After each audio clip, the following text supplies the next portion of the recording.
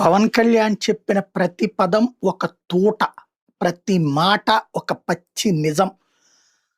గాడి తప్పుతున్న పాలన.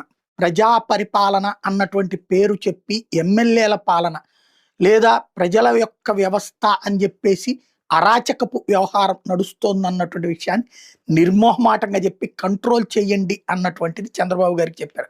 ఆయన అన్న మాటని ప్రత్యేకించి గుర్తుపెట్టుకోవాలి. ఇక్కడ నిన్న ఆయన మాట్లాడినటువంటి దాంట్లో అత్యంత ముఖ్యమైనటువంటిది ఏంటంటే కూటమి ప్రభుత్వం పొలిటికల్ గవర్నెన్స్ ఉండాలని పదే పదే చెప్తోంది.